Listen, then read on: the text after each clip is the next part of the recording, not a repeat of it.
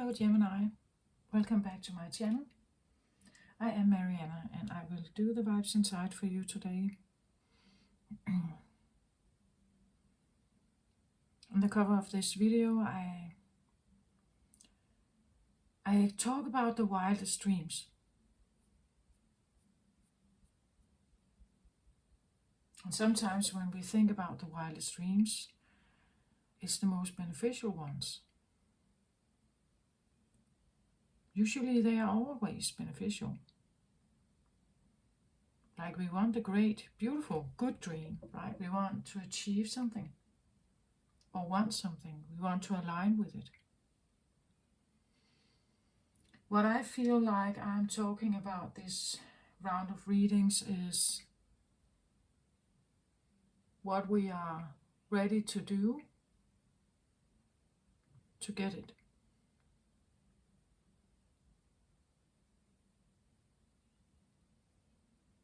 And that's a totally different story.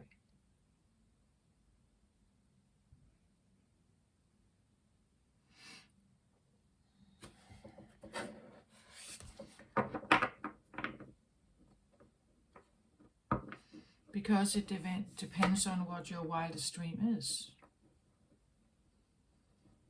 Some think about money and fame or status or riches or something. But what if your wildest dream is something entirely different? I believe some of these dreams come from like the innermost core of us.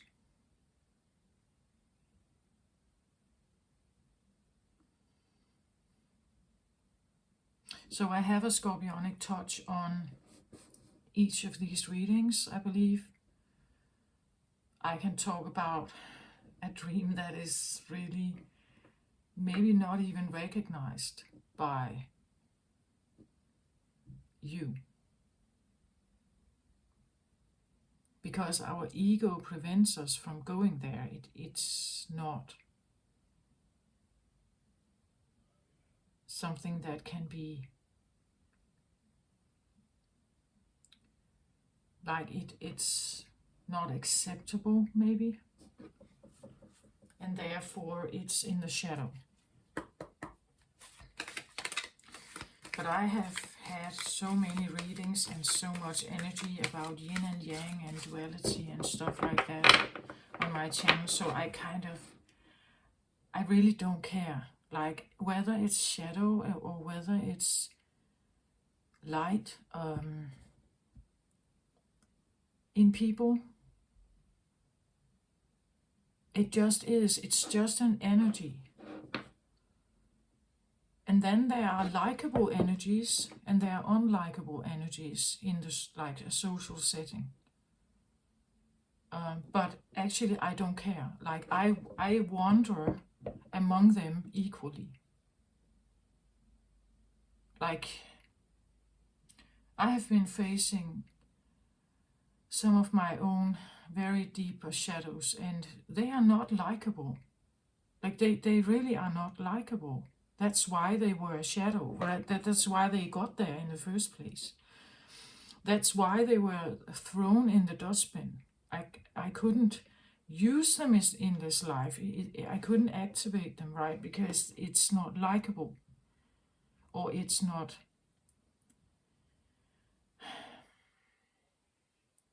good. Considered good. And I have talked about this good and bad stuff so many times, right? That it's... And you are the definition of duality, Gemini. You have two, you could say, faces, right? Or two voices. You are constantly maybe dealing with your shadow. To a much bigger degree, perhaps, than others who do not have strong Gemini in their chart. So personal planets. I don't really care. Like I really don't care about whether it's a shadow or not. Whether it's unacceptable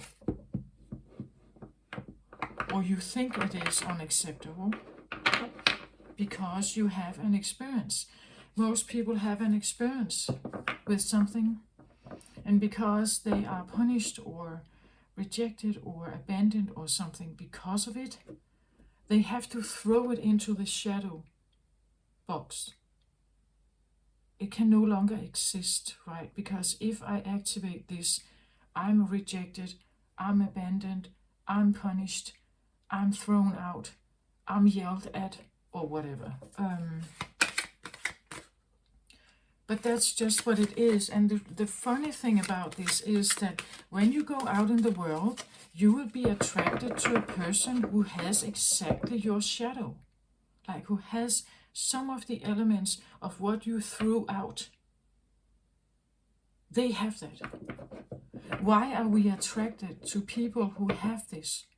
Because we long for it. We long to be united with it. We long that this part of us that is so unacceptable, but it's still ours, it's still part of us, that this could come that this could come out without being shamed, rejected, abandoned, all this stuff. And as long as it stays there, we are somehow unhappy. As long as it stays hidden, we feel separated from something. As long as it stays in the subconscious, even, you don't even remember what this is. As long as it stays there, and you have no real knowledge of it, maybe you do, maybe you don't. As long as it stays there, we feel incomplete.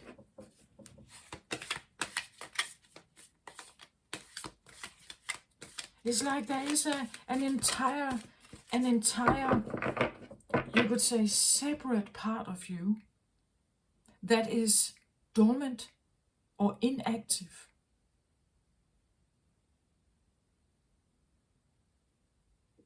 That would be like living from half life force, right? That you live your life with only half life force.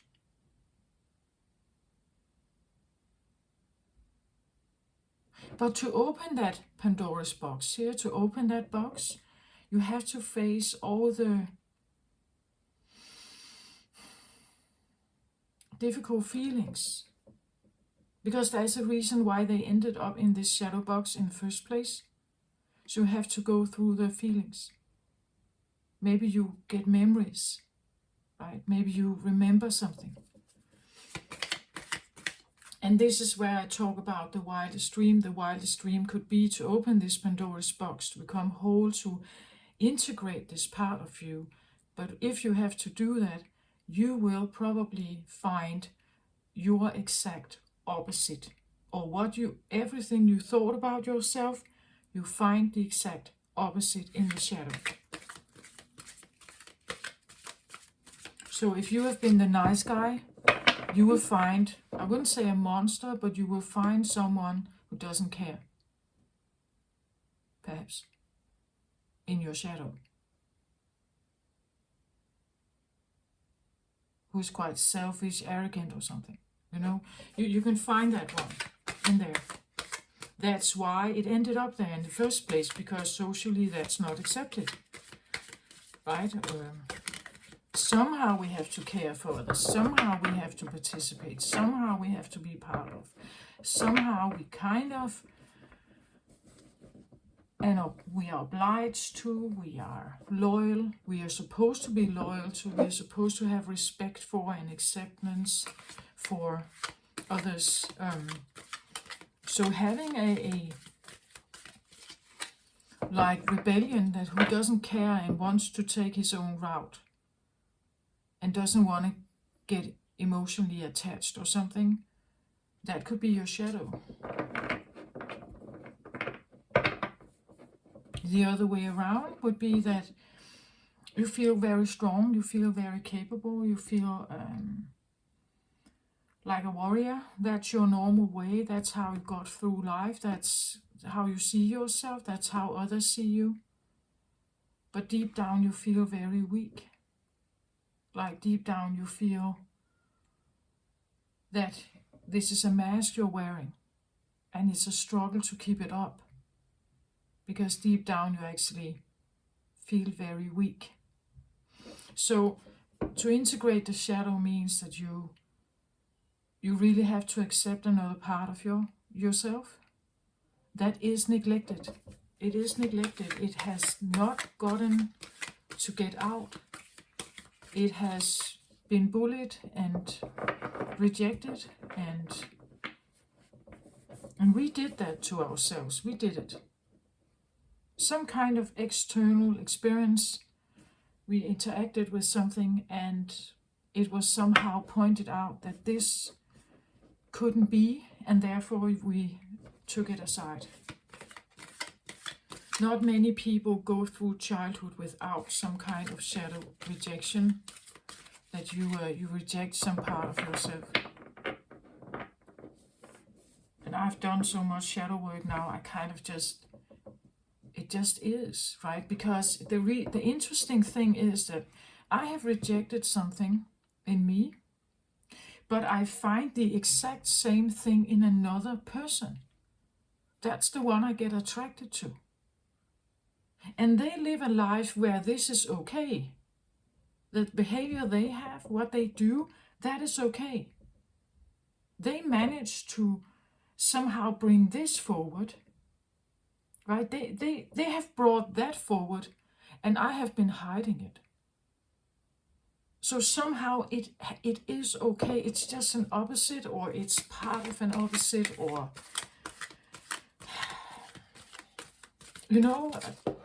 and because they can use it every single day in their life to manifest something.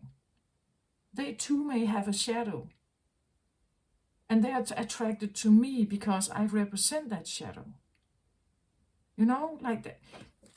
And when we come together, we are very happy and we fall in love and everything, because that is what we've been looking for. Until life happens. Maybe you are happy with this person for years, or this person starts to exhibit something else, as well do you. And then when the honeymoon phase is over, what we call it, then after some years maybe, or then people split up again, because the person may have this exact thing you were looking for, but they have so much more also. They have their own stuff. They have their own trauma. They have their own whatever, and so there is a specific thing about a certain person that you get attracted to. But they have more than that. They always have more.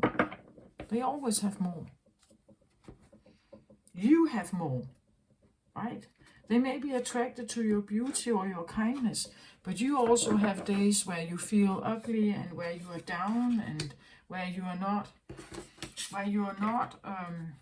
up to the task, or you don't, you're not that playful, or you're not that. We all have, like, we all have more. So it's about, you would say, at least if you're on a spiritual journey, unlocking a little more about yourself. And then when you do, you can actually look back and think about the partners you've had, and you can recognize, yeah, I see that now. I see that they were actually like this. They were like this. They were somehow like this.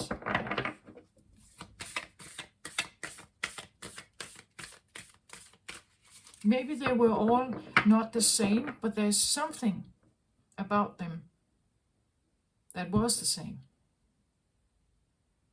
Maybe they had different looks, but a part of their personality was the same.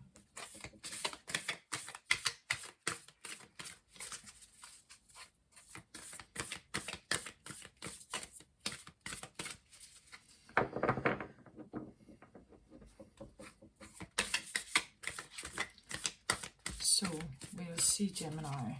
So when I talk about what I call the wildest dreams,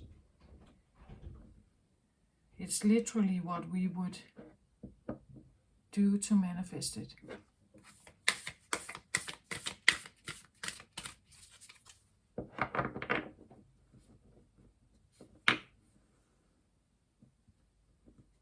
As I just said, we have a shadow box where we shove the stuff that is not accepted. But what if your wildest dream was to get this out? Or what if your wildest dream is the reason why it's shoved away? Because you wanted to be part of something, connected with something here. And in order to do that, you had to shove this away. A big part of you. So why was this dream so important exactly? What was gained here? Because you made a trade-off, right? You got in here. You somehow got connected here. But you made a trade in order to. And was it worth it? Was it worth it?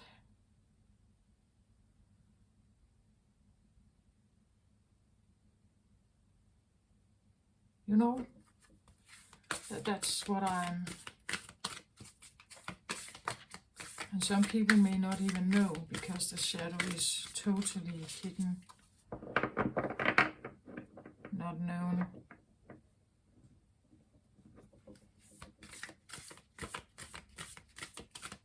They have no idea.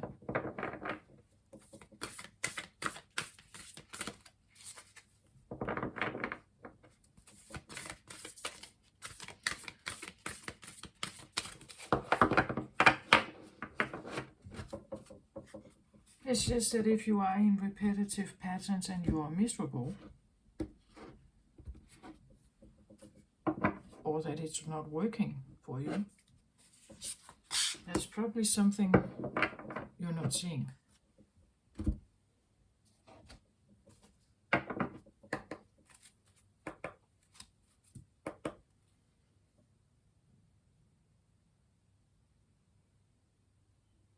Generally, I would say that feeling miserable is an alarm clock. Then something is off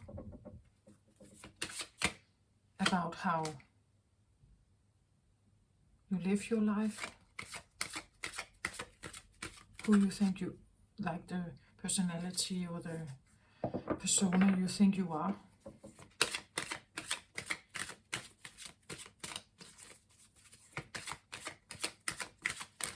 And if you can recognize patterns,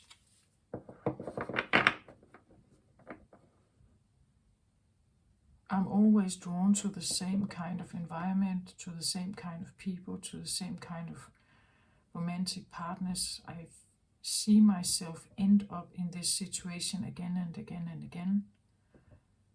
Then you're recognizing something about... Usually the things we are drawn to is because we want to see it.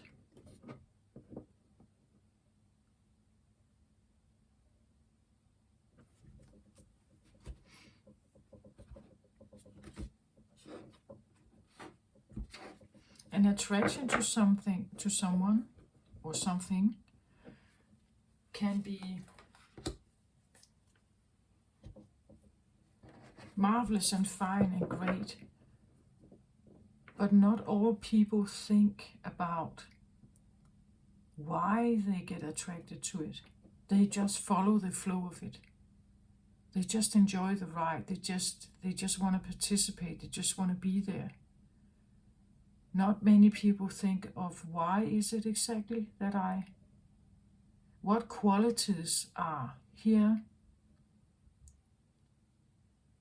that I do not necessarily have myself, perhaps. Why am I drawn to it?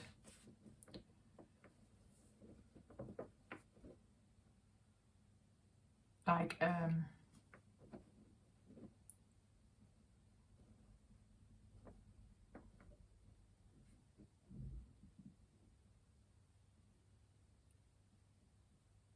usually people just go for the ride.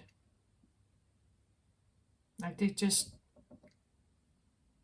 go towards it.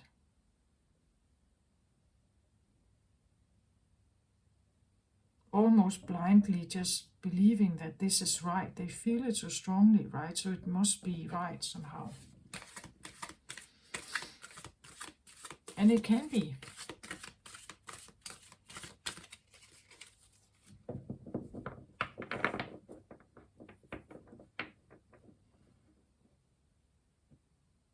It's just that if you end up being like left, ghosted, rejected, something, you feel miserable again. Or when they leave, when they go to work, when they leave, you feel miserable again.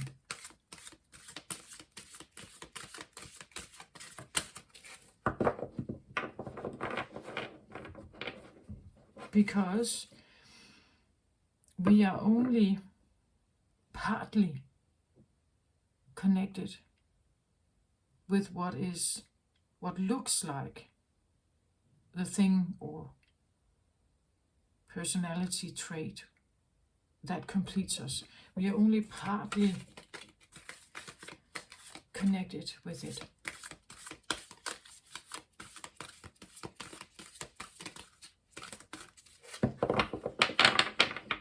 So when they leave, or if they go to work, or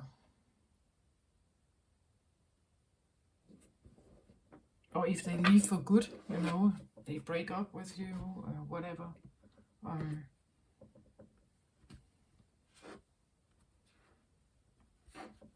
Then we may feel miserable again.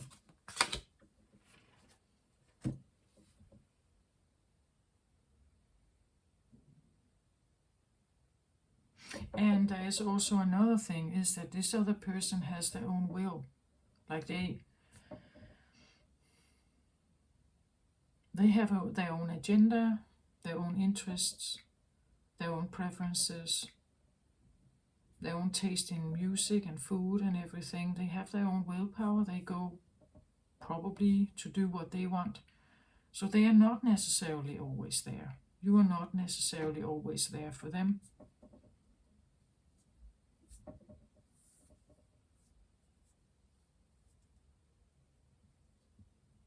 So partly, in certain moments, we feel complete together. And then there are many other moments where we miss them or long for them or whatever. Yeah, okay.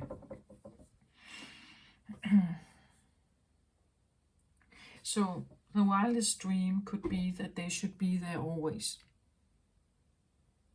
Always available at any time. At any time they are available. And this is where the shadow work comes in, because if you actually do that shadow work, it, and the qualities are available in you, in yourself. So from being dormant, they are more active. That makes us less codependent.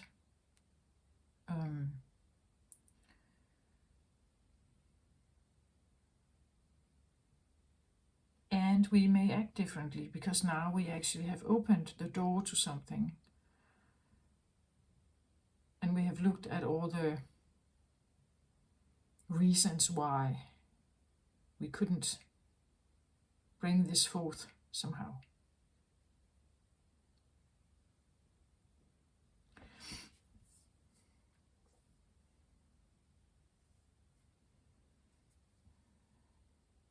I believe that's one of the reasons why shadow work it requires dedication and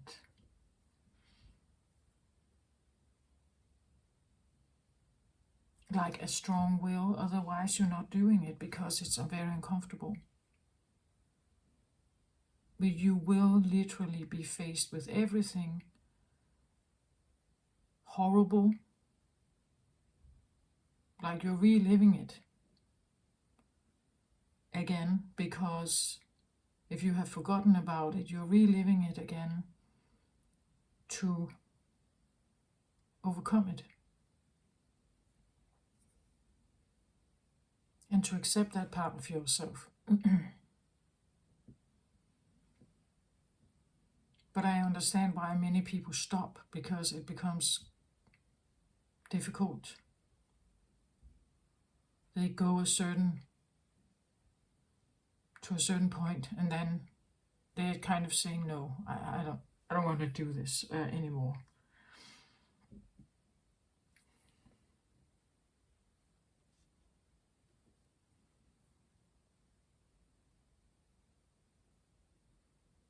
So you see, if the core of you wants to be free, you have to go the distance. No matter what it takes. If that is your wildest dream, you have to go the distance. No matter what it creates in your life, that is the path, right? But if that is not your wildest dream, if you have a different one,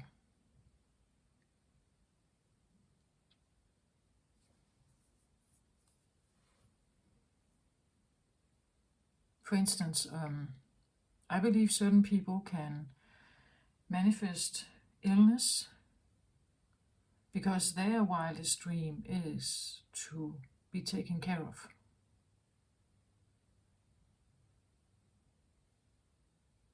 That they want to not be responsible. They want others to have the responsibility and take care of them. Because that would make them happy. That is their wildest dream. But it's not something we say, because usually we are, from a young age, are we groomed to become independent. We walk on our own, we jump on our own, we bike on our own, we do the homework ourselves, or we have to become competent adults to be able individually doing their own tasks and not having a caretaker, babysitter by your side holding your hand. But what if your wildest dream was that someone sat there and held your hand and helped you through your daily tasks? What if that actually is what you were hoping for? What is, if that was your dream, that you felt that would be great, that if someone could be here with me, how do you manifest that without losing the respect of those around you? If you get ill, you can, maybe you are hospitalized, maybe you stay in and mother and father cares for you.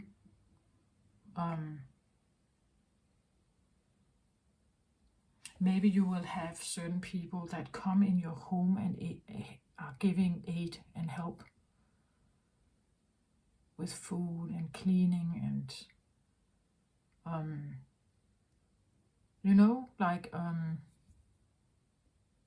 so what are we willing to do to have the wildest dream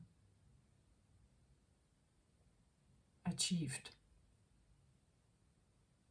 Even if we, and I said in the beginning, there's a touch of scorpionic energy here, that we touch upon the things that actually I feel like it's a bit taboo. It's something that cannot be said out loud because it's as I said, it's not acceptable, right? It's not something that if we say it, most people will judge you for it. But it is your wildest dream, you know? And again, I just bring the message forth. I have come to a point where I'm no longer distinguishing between good or bad. Actually,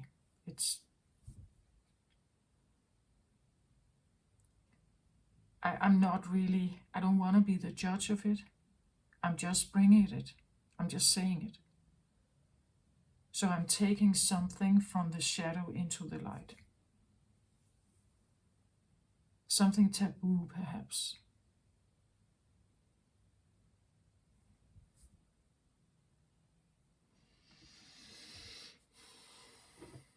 And I don't mind. Like a lot of, a great part of my life, I have somehow been drawn to understanding the field of narcissism and psychopathy and something like that. I really wanted to understand it. How they make sense of the world. How are they operating? Because it was so far away from me. Like it was so... And it has been in my family, right? That I have been... Like I have somehow been involved in people like that. With that kind of tendency. So I wanted to understand it. And I've also realized a part of me is, you could say, selfish. A part of me has certain elements of this as well. I believe most people do have this. Not like on a disorder. Like not the scale of having being diagnosed, but elements of it, right? I think we all have that. Whether we want to acknowledge it. And again, I believe that every time people say, no, that's not me. I could never be like that. Well, the more we fight it, like the more we say, no, that's not me. I could never.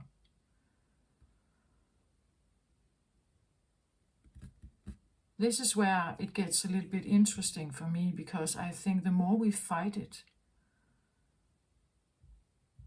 like publicly fight it, it actually could be there. But we are not wanting. Our ego, it doesn't allow us to accept it. And the interesting thing is that the more I have kind of accepted that maybe I could actually think like that, maybe I could,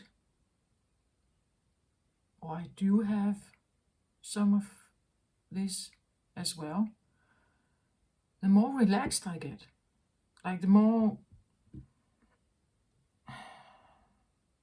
okay I actually feel. You know, like it's human to have both, perhaps.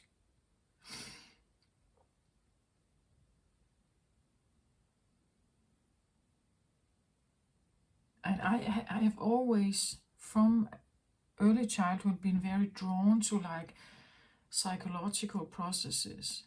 What's going on in their head, right? Trying to mind read people and like really understand why are they doing the thing. What drives you to do this? What is the reason, the need, the everything that is behind it? Why do you do the things you do? Say the things you do, act the way you do. What drives this forward, right? And it has followed me from young childhood up till now, right? And I talk about this very much on my channel. I People may not like it. I get it. Like I'm not just bringing a lovey-dovey story. I get it. But it's just every time I put out the cards, it's me. Like I am somehow, my presence has to do with this somehow. It has to do with this somehow.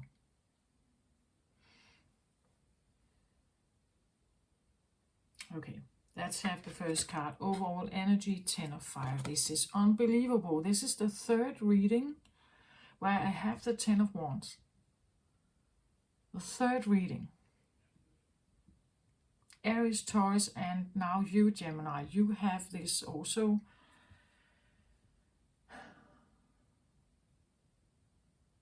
So, okay, 10 of Wands is an ending of something.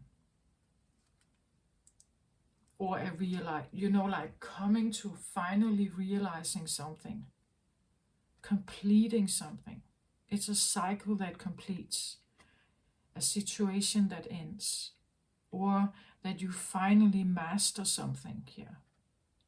It could talk about mastery also, but it's like coming to the end of something. The 10 of Wands, the 10 of Fire here, in the Wide Awake Tarot, it feels like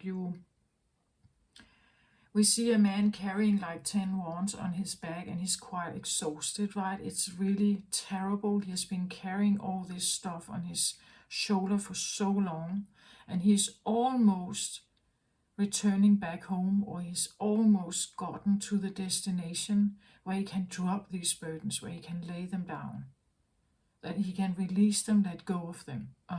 So he's almost there.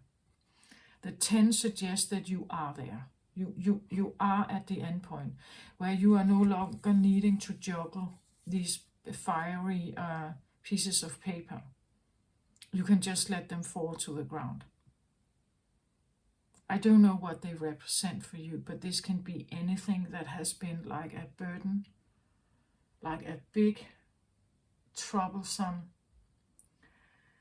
burden. Maybe you feel, it could be that you have carried the burdens of others, like, like by taking care of them, or you realize that you have been involved in other people's stuff, and it's very difficult because, as I said, they have their own will, and fire here is also willpower. It's the, you have your own attitudes, you have your own will, you have your own desires, your own needs, your own agenda, your own drive. You have your own desires. And if you have been dealing with a lot of people here where you have kind of been in the middle, and they have had their different desires and wants and needs, and you kind of just wanted to help them or be there, or dealing with people like that, or dealing with people who do what they want and don't really care about you, that is a burden perhaps, because if you are codependent with people here, you are linked to them no matter what they do. So no matter what happens in their life, you are somehow linked to them. You can't escape, right? As long as you are linked to them, you can't escape. Until you get to a point where you may say, fuck this, I'm out, right? I no longer want to juggle all your different fires here. I can't keep all your fires going here for you. I don't want to be the housekeeper, or I don't want to be the one who, juggles all these kinds of, because fire can be a lot of stuff. It can be anger, resentment, bitterness, rage, right? It can be lust, passion, desires, attraction. It can be something that is very inspiring, and usually when we have one wand, one fire, we have, we are attracted to one thing, and it just feels so great, and we want to go for it. And that's fine. But now there are 10 of them. So now you have 10 wands burning, and they are heavy to carry. They are heavy, so something may have started out with one wand, and it was fun and great. But now there are 10 here. It could be affairs, like you are involved with 10 women or men here. And maybe they are angry, or maybe they have, like, as I said, different agendas. They all want something from you, or you want something from them, but juggling them all is burdensome. It's difficult. This can be an addiction. Starting out fun, starting out fun and alluring and, like a bit, hallucinatory or something, but eventually over time it has now become like a really burning your body here. It's becoming a problem. And in the Taurus reading, I said that we see that her hand is very red here, like she has been juggling so much that she's burned here. The 10 of Wands, fire energy has to move. You can, and that's why she's maybe like juggling it here, right? Because if she holds on to it, she will get burned. She can only, like touch it for a short time, then she has to throw it in the air again. So it could be something like you can only be in touch with or touch upon something or if for a very short time, then you have to throw it up again. Right? That's what the fire is, that you cannot really, you can only get so close to it and hold it for a bit of time, then it will burn you. So you can only, like almost just bounce it off. Like when it falls down here, you can just bounce it off to not be burned by it. Because if you take it in your hand, it will burn you, right? They will burn you. So it could be that you have been too close to something, that if you grabbed it, you would burn yourself. I say this, this is interesting. This is a different energy than the other two readings. I get a message now that this bouncing off, like the paper is coming down here, and if you take it into your hand, it's like you become the receiver of it, like you accept it. Like if it drops down here burning, it comes into your hand and you take it. It's like you are accepting it in your hand. It now enmeshes with you. But if you kind of it comes down here and you're bouncing it off and it flows out here, you're not accepting it. It comes like, and like it meets a wall and then it kind of, rejects again. It's not accepted, right? That if someone come to you and this one comes to you and they are giving you worries, like they tell you how angry they are with their boss and everything, and you sit there, oh really? I understand, I see how that awful that is. It's like the message, it comes here and you're accepting it. You're enmeshing with it. You know, you're enmeshing now with their problem. So their projection onto you is something you take it and you choose to be part of their stuff, you could say, their stuff. You choose to be part of their stuff. And maybe that's what you've done for a long time and it has now become a burden. So now you kind of have to kind of bounce it off. That when it comes towards you, you are now kind of bouncing it off instead. You see? Like you're not taking it as an invitation to like come into my little sphere and talk with me about my trouble. That would be, they send out an invitation, and if you take it, you are now enmeshing with theirs. You are now becoming part of their story or narrative. But if you bounce it off somehow, they come with their story, you bounce it off, you don't take it in. Now they have to go to someone else, right? You bounce it off like, I don't have time. I'm sorry, I'm busy, right? I'm busy. Bing, you're bouncing it off, so they have to go somewhere else with their trouble. You see? Maybe you are in a position right now where you're bouncing off. That would be the 10 here, that you have come to a realization, I need to bounce this off as much as I can, because it burns me. If I take all these papers and I mess with all these people, I get really burnt. Then it drags me right back into the 9 of fire. So to let go, I have to bounce people off. And sometimes by bouncing people off, we have to be a little unpleasant, perhaps. Maybe we're going to say, sorry, but I don't have time for you. Or I understand that you're struggling, but it's really your struggle, right? You have to figure this out.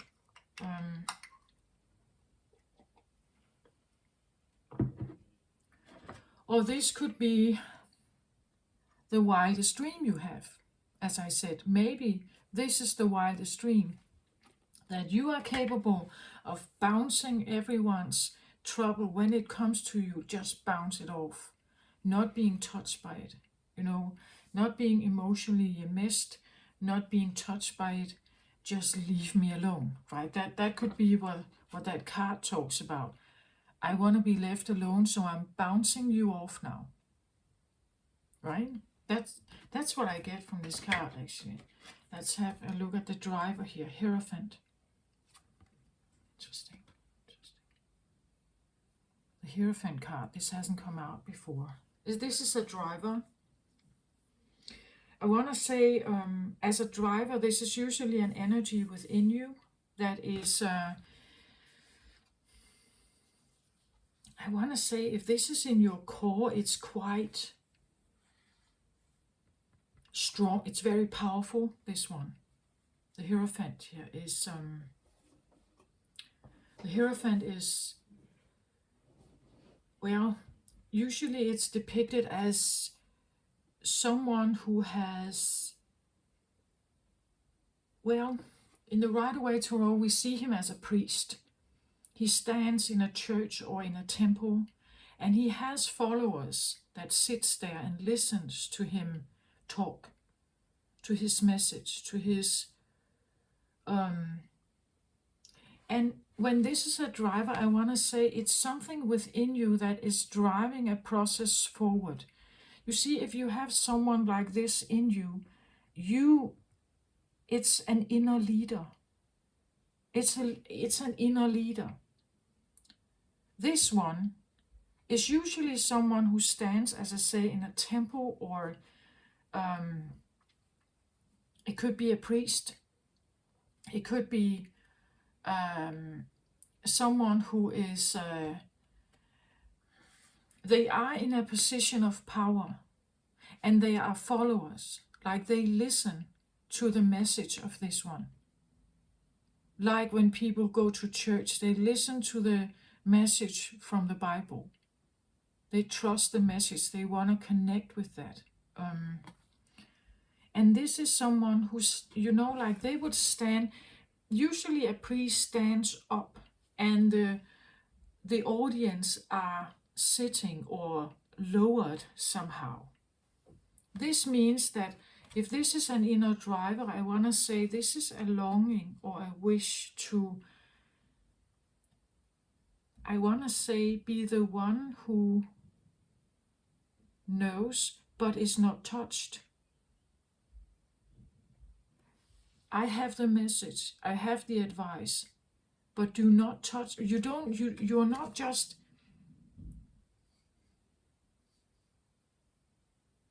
I have the message and the advice for you, you know?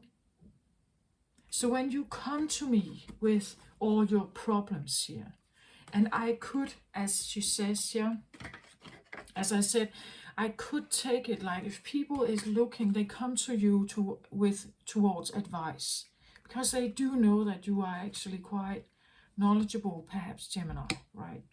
So they come to you here with an advice, or with your problems or something. They come with their problems towards you, right? As you could do with a priest. You go to your priest if you want to relieve your sins or something. And the priest listens, and they give you maybe a relief of sin somehow, Ave Mary or something, Holy Mary, what's that called? Something, a prayer. They're relieving you of your sins. They listen to you, but they don't take it to heart, right? A priest, I believe sometimes when people are confessing their sins, a priest is going to listen to many kinds of secrets, but not taking it to heart, not getting personally burned by it. A hierophant here must be able to not be personally burned by what they hear. You know, by not like personally get burned by the story. Here it looks like someone has been personally burned by stories.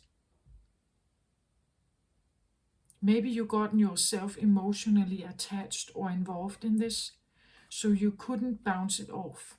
This one can bounce it off. Look at how she holds this like a bit of like a shield here. This is actually what she holds over her or in front of her. So when people come towards her with some kind of secret or message or sin, right, that they want to say something, they want to confess something to you, she is able to not get like chained to it, or and she is not, you know, like you confess your sins and the priest will tell you what to do to relieve that sin, but then they leave again. They don't go with you home and hold your hand and sit there for 10 days till you figure out what to do, right? They give you a prayer, or they will give you some kind of advice how to relieve those sins, and then they leave again. They don't get emotionally attached to it.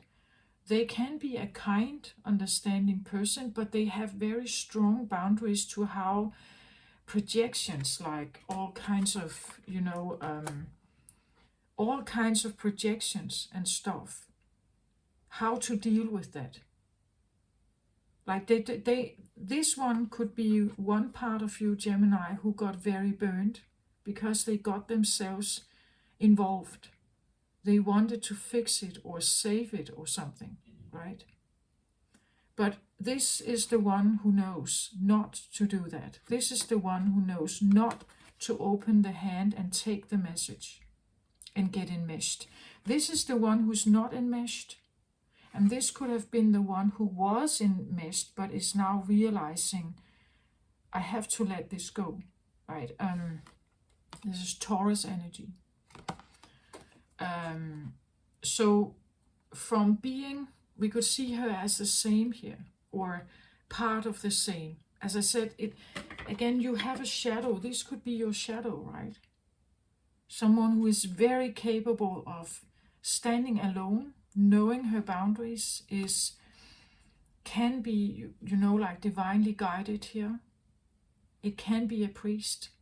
It can be, I want to say, to me, the Hierophant is usually someone who operates within the existing society, where the High Priestess is more alternative in her ways. This could be a priest. It could be a grief counselor. It could be let's say, a therapist, recognized psychologist or something. Like they operate within the pillars of society. Taurus is about, like the pillars. It is the earthy element. It is something that is created and stable and solid and strong. So she could be she could be a priest, as I said. The churches are usually recognized as important institutions. She operates within institutions. This one, or he, but this is one who likes institution and order and, like what the earthy element can bring to the table. Something solid, strong, dependable, something we can believe in, we can trust it, we can, again, because a priest is not necessarily overwhelmed by the messages that they receive. It seems a little bit like they are protected, right? That they are protected from being polluted or somehow overwhelmed by something. They usually are calm and stand their ground and have strong boundaries, but some of these priests can actually be like very, they're very understanding. As I said, you can come with any kind of secret or sin to them, and they will not necessarily judge you if you feel that you have done a sin. If you judge yourself, they will help you to relieve that judgment, to get rid of that sin. Like this could be a therapist somehow, but someone who operates within the institution somehow. So you may have something like this in you, someone who is very good at this. But the way you have tried to handle yourself up till now has been a problem. You have not been very good at this. It has burned you because you did not know how to protect yourself. You did not have that armor. You did not have that distance, you could say, as this one has, of getting emotionally attached or involved, or crossing that kind of, you could say, line somehow between the priest and the audience, or the therapist and the patient, that there is some kind of line that must not be crossed, not get too emotionally involved, because if you do that, you couldn't just give them a prayer to relieve their sins. You would feel obliged to go home with them and sit by their bed and hold their hand and pray for them and do all the work for them. You get my point? It's like there is something about distance here that when you can have that distance, or when you are not accepting, as I said, like the message that come in, if you take it here, it's like you could take it to heart and feel with them and suffer with them and cry with them and sit with them and hold their hand, and you could become so enmeshed in this that you can just like let go of it again. Now it becomes yours, as now you are involved in their day-to-day problems, and you can't really not help them, right? Where this one has a totally different way of conducting themselves, right? They help to a certain point. They listen. They're very good listeners usually. And they are calm. They are not necessarily judging. They hear that you are in agony, that you are troubled by it, and they will help you how to find a way to relieve that, right? But they do not personally get involved with you, right? That's one of the main reasons why we seek someone like this out also. It's because there is this distance between us somehow. And because there is this distance, that's why they can actually help us. Because they look at our situation and they see the agony we are in, but they are not personally in agony themselves because of it. That's why they can be more clear-sighted. They see the things differently and are not equally as enmeshed and emotionally involved in it, and that's why they can bring forth a solution. Where here you are absolutely, totally enmeshed, emotionally, passionately, maybe sexually, physically, everything enmeshed here. You suffer with them, you cry with them, you laugh with them, you are totally enmeshed in this. So this could be family, right? It could be some people and friends very close to you here, that you have somehow been drawn into their stuff here. And it has been a burden to draw the line and to create the distance and to have your boundaries up. But I see it coming to an end. So somehow you manage to like bounce it off somehow. You see? You have come to a point where you are able to kind of bounce it off, whatever you are doing. Maybe that's your wildest dream, that you want to become this one, where there is a distance, where you are not getting yourself emotionally involved and drawn into other people's drama. You sit in a totally different energy here. And you're very protected here. And you lean into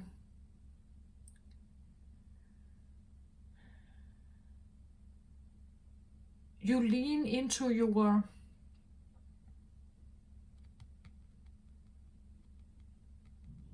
one of the reasons why people accept the distance is because the Hierophant is supposed to know something. They have access to something. They know something from God, or they have tools how to relieve your pain, or because you talk to them and they represent some kind of higher institution somehow. That's why we are accepting the distance also. It's like you don't touch a God, right? That's not what we do. Or, well, the Hierophant is not a God, but it's like they are in touch with something. They know something. And because they do that, we are accepting the distance.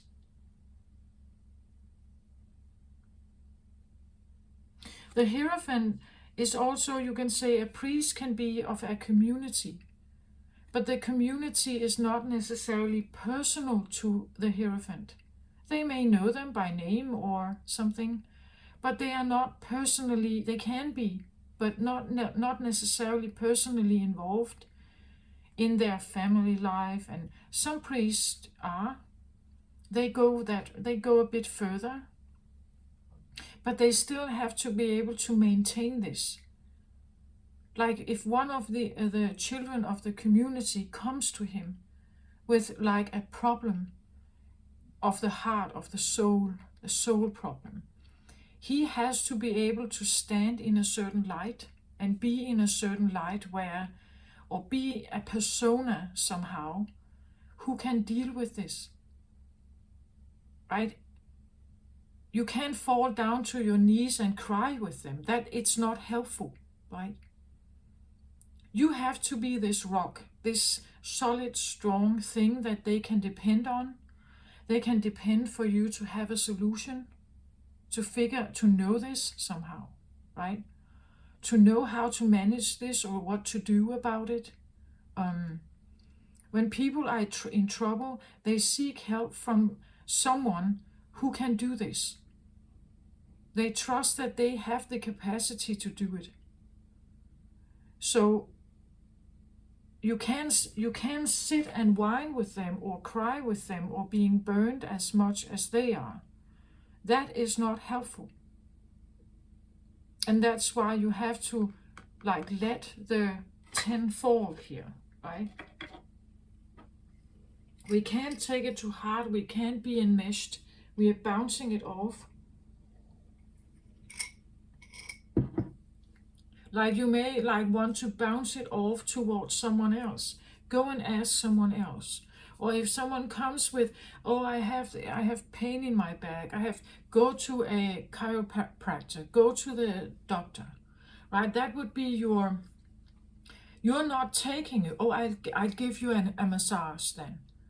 And oh, I have these pills, maybe they can help you, right? You're not taking it personally. If they come to you, you're bouncing them off to like seek your help over here, right? Instead of by me, like I'm not taking this as my responsibility now to hold your hand and help you through this. I'm bouncing you further. That's what fire energies cannot fester. It must move somehow. Otherwise, it will burn you. So if you take people's requests here, or pains, right, and you take them, oh, I have to help you, and you feel responsible that you must save them, you must help them, you must do that, eventually you burn out. That's the difference between the Hierophant and this one here. I want to at least, well, now we have a 10 but 9 of fire. I would say then you are very burned by something. It burns you out. It's draining your energy. You are overexhausted. But it's like someone is realizing this here, that this cannot continue. I have to bounce it off because I can't. I don't want to, I can't, and my energy is drained, right? I have to let it down, I have to let it go now. But maybe actually your wildest dream is to be able to do that. You could be wanting to like connect with the Hierophant in you here, right? Because even though you are a social butterfly and maybe you want to really like connect with people, if this is what you get from them, I want to say it's probably not very helpful. Like you probably get burnt, and there's way too much to do here or to worry about. So maybe you need to let some of this go or bounce it off. As I said, like bounce it off. Say you don't have time. Don't pick up the phone, right? Don't do it. Just don't do it. And we'll see where they go next. If they can't seem to get through to you, they will probably go somewhere else, right?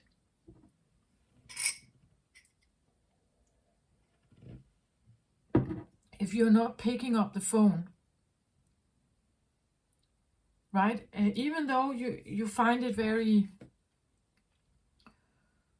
I don't know, like selfish perhaps, or that you are the worst person in the room or something, because normally you did do that. Normally you did pick up the phone. Normally you did hear people's stories. You did involve yourself, right? But now you've gotten to a point, no, I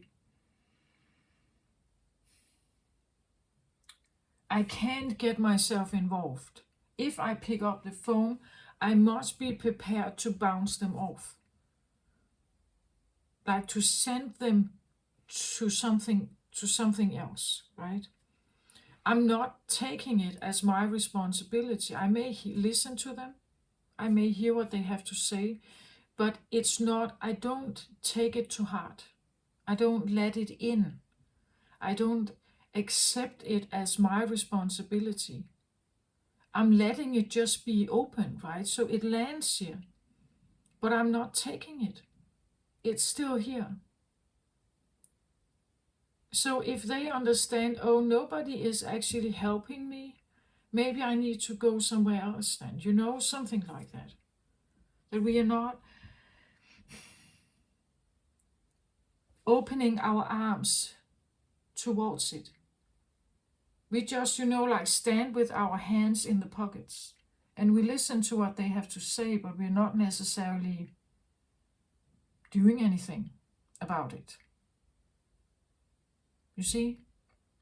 But that may be something that you were encouraged not to do, and that's why it ended in the shadow box. So you should be someone who opened your arms. That was maybe what you were encouraged to do. If people need help, we open our arms, right? We open our arms. We would want to be someone who helps. We must help. If people are in need, we must help. But actually deep down, maybe it's not that you don't want to help. You just don't want to be thrown like off your feet by it, right? You want to be, I feel like also maybe honored. Like this one is honored. People have respect for this one. Where people are respecting a Hierophant. They have respect for what it is that they offer. What they know and what their advice is, what they know. And people are respecting them, right? Where this one could be a doormat. People don't respect it. They take it for granted. That they can call you. That's why there are so many of them. They keep calling you. They keep coming. They keep and sending all their stuff towards you. They send stuff towards you, and every time you take it, it's off their chart. It's off their chest. Now you have taken it, and where do you want to go with it now then? Now it's your problem. Now you got the monkey, right? So they send the problem, you take it, so it's off their chest, and now it's suddenly something you need to figure out. You need to call someone. You need to arrange something. You need to take action on something. You need to order something. You need to do something, and it's off their chest. But what if you're not taking it? So they sent this to you, but you're not taking it. So it kind of just, it's not absorbed. It still lays there. So they kind of just, then maybe I need to go somewhere else then with it, right? To see if I can drop it off somewhere else. Because now this one is not taking it. They are not taking the bait, or they're not taking action. This one is no longer taking action, taking someone else's action, or doing something that someone else should actually take action on.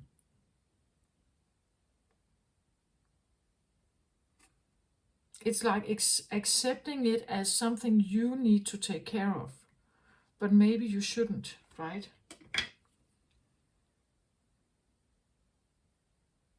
Again, this one will listen. They will listen to it, and they may bring an advice, but they are not doing it themselves. They don't call like they are not calling on behalf of someone else. They are advising, well, maybe you should call this one. But they are not picking up the phone and making that call. They are not making the arrangement. They are not figuring it out. They're giving the advice and then they step back again, you know? Then they step back again. Allowing this one with the problem to understand that, oh, maybe I can take the advice and do something about it, but I can't just leave my problem here as I used to. Right? As I used to, I can't leave my problem here. Nothing happens if I just leave it here. Do you get my point of that? I hope you get my point. So let's have a look at this.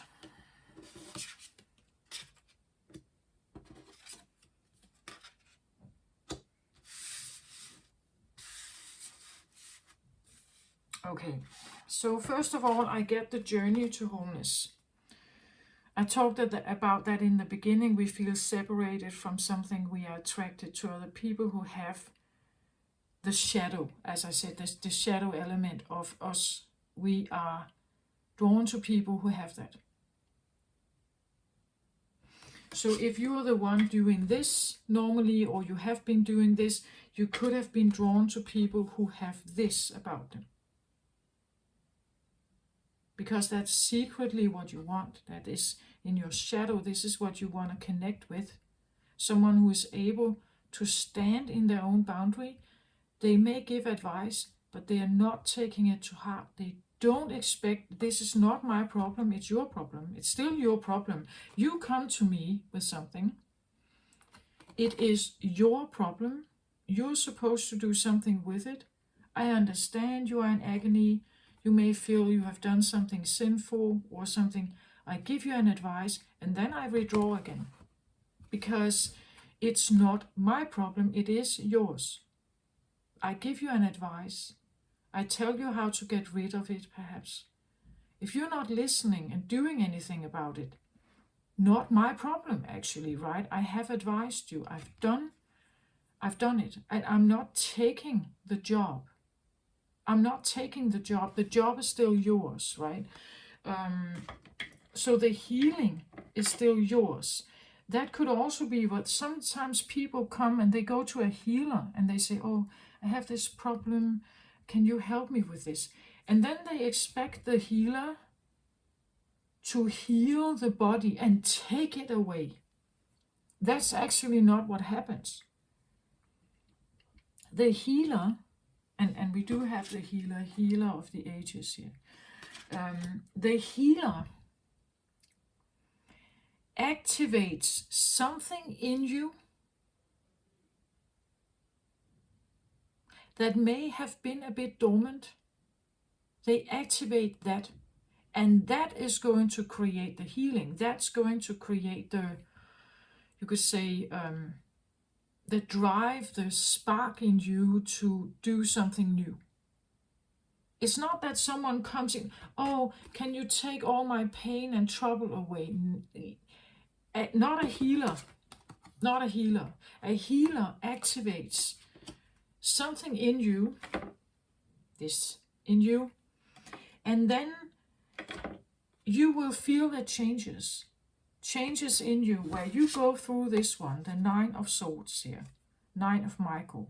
Your worry is unnecessary. Focus your thoughts on the outcome that you desire. Release feelings of regret, guilt, worry, pain, all this stuff to your angels, right? The journey towards your wholeness here has now taken you to this. You have come to the end of something where you're no longer accepting certain burdens. You come closer to this one now, right? You are coming closer to this one. But there may still be something that you need to release here in order to have, you could say, that these two kind of melt together. That they melt together, that you can have both of them. you can have, because this one is not necessarily disappearing, they are still part of you, but more learned. Like, if you have a Gemini ascendant, for instance, the ascendant is usually something we have learned. The ascendant can represent a learned way of being. So you may have a sun sign and moon and so on, but maybe your sun sign is actually not what is really there. Your ascendant is what's there. That's what people can see. That's what people know about you. Maybe they have seen you as this, if you're a Gemini ascendant here. That would be what they have seen. That's how you have reacted. But it's not your sun sign. The ascendant is like a mask. Something we have learned. We have adapted to that this way of being is acceptable. This is how I can survive, or I can manage my life. I can get result, some kind of result.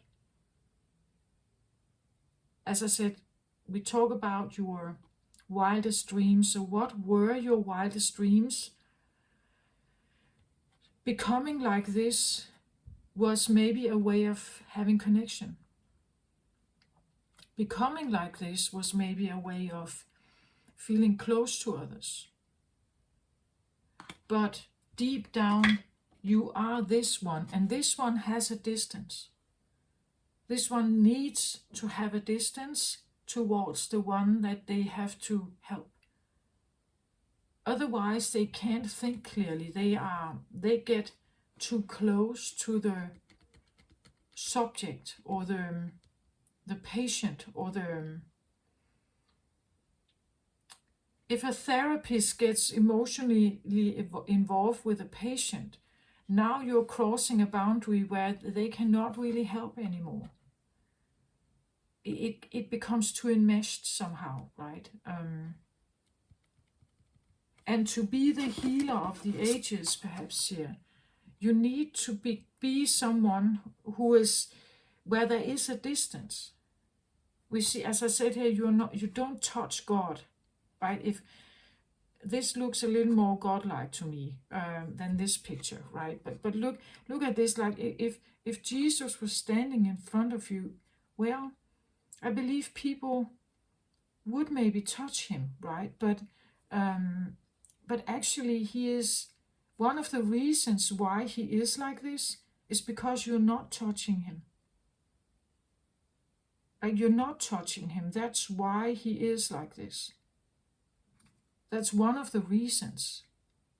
Because he's not enmeshed with your energy field. He's not enmeshed with all your day-to-day things. And if you have a community here, if he was enmeshed with everyone and all their feelings, he could not have a clear thought. The reason why he has a clear thought here and is divine is because there is a distance. That's the reason why. You see, you have been on a journey here, Gemini, towards some kind of healing here, to wholeness. And that took you through this. It took you through all kinds of dark nights of the shadow, or you say, your worries about what it is that you are becoming or what it is you are unlocking. Because over here we may have someone who has been very open, like very open arms. And now you feel you're closing more and more. You're no longer feeling that it's nice to open your arms. You feel that you're withdrawing more. That's this one, right? This one is coming forward here. It's coming closer here. This one is coming closer. It's opening up. The shadow box has been opened. And in that shadow box, we find this one. And she says, but I can't be that close. I can't have my arms open all the time. Because I get polluted by all their stuff, all the feelings and all the jealousy and bitterness, all these different things, their agendas, their feelings, all this stuff. I need to have more distance. I need to get a little bit away from this. Otherwise, I can't. First of all, my information, my divine information, is not clear. It's polluted. It's not a clear, like, I can't be this one if I am close up with people. I can't have a clear divine incoming message or advice or something. I can't have that if I am close to people. I can't see clearly if I'm too evolved with people. So if I want to be a real healer here, and that is my wholeness, that this is, you would say, the end goal, that you are moving towards this. Maybe you don't know it, maybe you never knew, but this is in you, and this is only for that Gemini who resonates with this, of course. The wholeness journey here has to do with this, like a purity thing, like you can't be polluted, right? Then you can't help. You don't have the capacity to come with a divinely guided advice. You can't stand in that. Again, people are also not respecting this one. Like, they run around and try to help anyone. Every time someone calls, they come rushing, right? But actually, people are not they just expect you to take it. Like, they expect you to take. They send something, they give you, and now I have this problem, and now I have this problem, and now I have this problem, and they expect you to take it and take care of it so that they don't have to. It's no longer their problem, they just send it to you, and now, so now I have to do something, right? Now I have to go out and do something. I have to mow the lawn, I have to do the laundry, I have to do the dinner, I have to, like, pick up the kids, I have to, that's what they do. And you end up becoming some kind of doormat, as I said. You end up becoming a doormat. And usually a doormat is too nice, right? They don't know how to say no. But what it also means that usually people do not have much respect for the doormat. They expect them to do stuff, take care of stuff, but they don't really respect them. They don't, like, honor them. They don't see the value. They just expect it that you take all these burning papers here, that you clean it up, that you take care of it. But there is another voice in you that says, if I'm supposed to help you,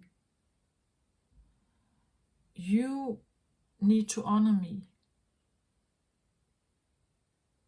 You need to see and respect me. You need to see me in a different light. You need to see me in a different light. But this also comes with, I want to say, your own self-worth, and like that what it is that you do is not supposed to be taken for granted. And you do have the ability to say no. You don't have to take their problems. And actually what a healer does is, as I said, they activate something in you, in that person. It's the person that sends this to you They activate something in that person to do it themselves. As you are doing, like you are on a journey here to wholeness. You're taking steps towards it, and those steps take you through these feelings of guilt and regret and worry and sadness and maybe sorrow or grief.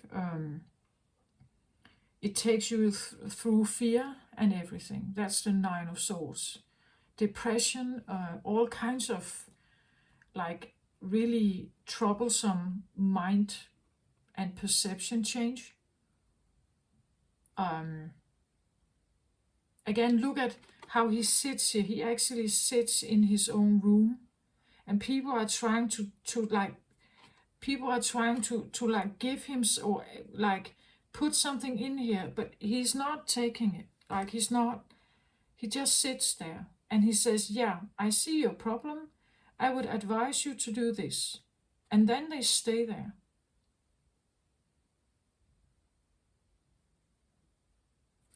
Even though it makes him feel, I'm the most terrible friend, I'm the most terrible daughter, I'm the most terrible son, I'm the most terrible father, not to like take it and help them.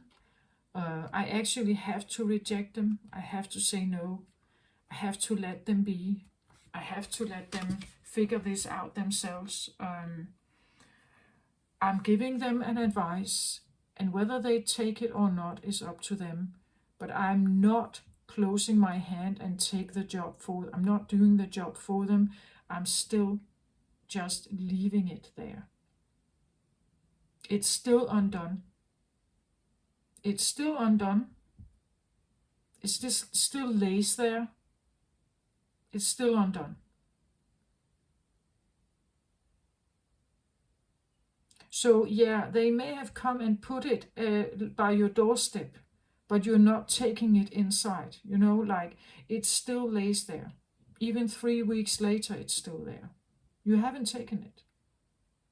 You are not accepting that this is my job, this is my thing to do, or this is my responsibility. Actually, you're kind of just bouncing it back to them, right? Bouncing it back. Saying, no, I'm not taking the bait here. I understand you want me to take it, but I'm not taking it. I sit here and I'm not moving. Because I am the Hierophant, and the Hierophant is not supposed to move. They're supposed to sit. They see the problem or the thing, they advise on it, and then they stay. You see? And that's what I feel like. Maybe you're going through a period of time now where you see how you maybe that you did become a doormat, or how you have seen how you have been codependent, perhaps, how you got yourself involved in something, and there was no respect here. It was just juggling way too much, and people didn't see it. They did not see what you were handling. How you tried to adapt, how you tried to be considerate, how you were suffering with them, or took their pain, or softened something, or how you took the burn and stopped it. How you tried to stop other people's burns here, other people's wounds, or other people's, like, I don't know, maybe rage or anger or something. How you tried to soothe it. But that can become your entire life. I see this as a firefighter, right? It's like they keep firefighting, but they never really get to their own. They are firefighting other people's fire, but they never get to have a rest. They never get to rest here. That's why it's a burden. That's why it's too much to carry. This is someone feeling overly responsible for other people's maybe happiness or something. feeling that they are the ones who need to keep everything going. So they have accepted, like they have accepted I do that, right? And then this one doesn't have to do anything.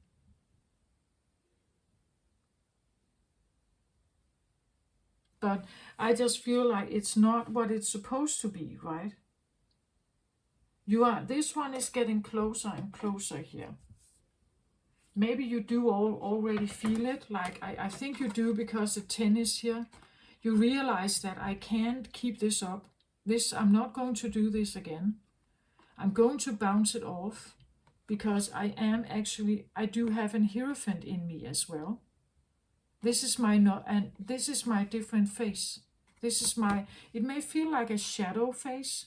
That's something that is unwanted or not desired, but it's actually very powerful. The Hierophant is powerful. We have the Healer of the Ages here. This is not just like a little funky healer. Like this is an important one, right? A Healer of the Ages. But you have to embrace it, right? You have to embrace this side of you. It may mean that you have to step away from certain people, bounce it off. As I said, don't take the phone. Just don't take the phone call. See if they phone someone else, if they go somewhere else. Or text them. Just text them and say, well, I think you should go to to City Hall with that. I think someone could help you there, right? Because I'm not taking it. I feel like the bait. It's almost like a bait. Like they're playing with you somehow. That if I could drop this at your place and you take care of it, I don't have to. You see?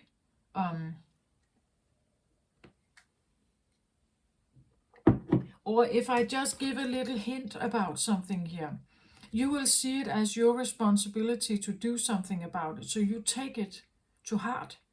You take it as your responsibility to save it, fix it, whatever. And then you do it. And they don't. Like they can kind of just drop it off on you, right? Just drop it off like that.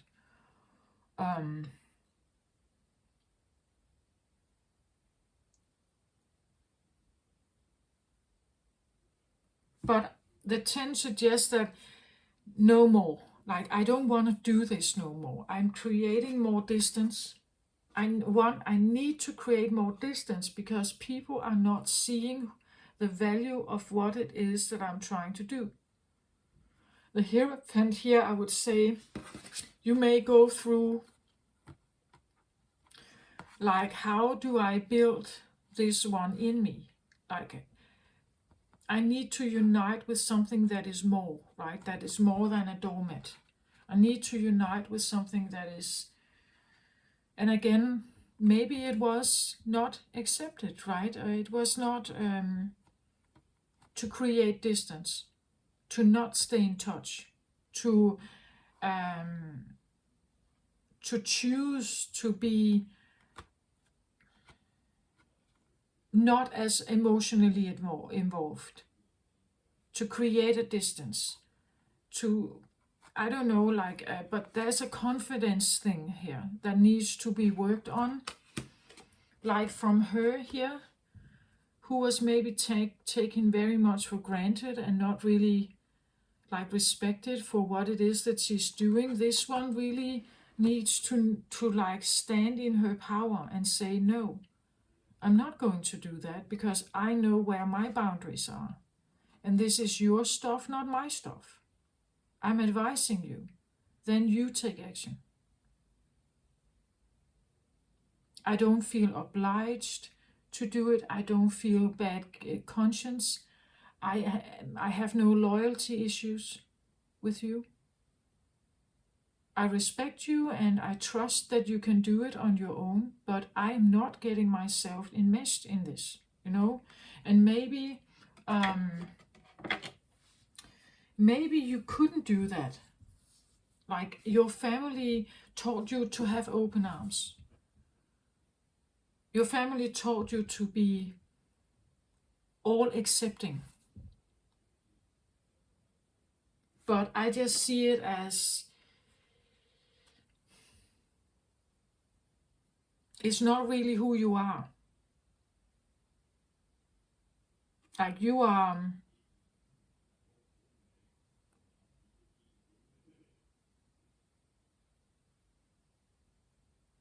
you do know a lot, I think. Like you do have a lot of knowledge, but it just must not be polluted, right? All this enmeshment leaves you from stepping into more, I want to say. You are more, and you can step into more. You can step into much more here.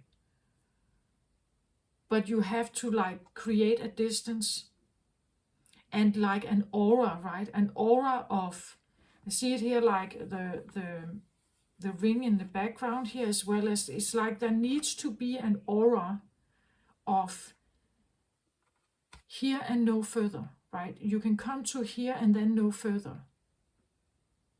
Because I stand in a special light here.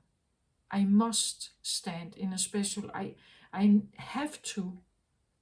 Otherwise, I cannot be the one you're looking for.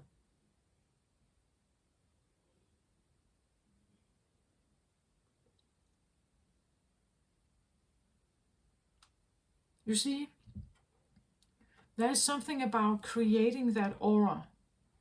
An aura of someone who, and I get this feeling, it is this, a bit of an awe feeling that when people actually see that with you, it's almost like they step a bit, like they take a step back, because it's, again, there's this distance, like you don't just touch God, you know, like, or God, but like there's a respect, that there's something that keeps you from, like this is not someone you are like doing knuckles with, right? It's not that friendly, or it's not that cozy. It's not that familiar. There is a bit of a respectful distance to them. And maybe you have had a history of becoming becoming pals with people, right? You become pals with them, or close with them, right? And maybe it has been a way of having connection, but it's not really who you are. It's not really only what you are. You do actually have something else here, but in order to have this here, you need to not become pals with them. You can't have that closeness with them. Otherwise, you cannot have this clear communication, this knowledge. There's a purity and some kind of special, honorable aura about this one that kind of makes people, well, they want to listen, but not necessarily touch, right? It's like you can't touch this one. Like no knuckles, no, it's not like that with this one.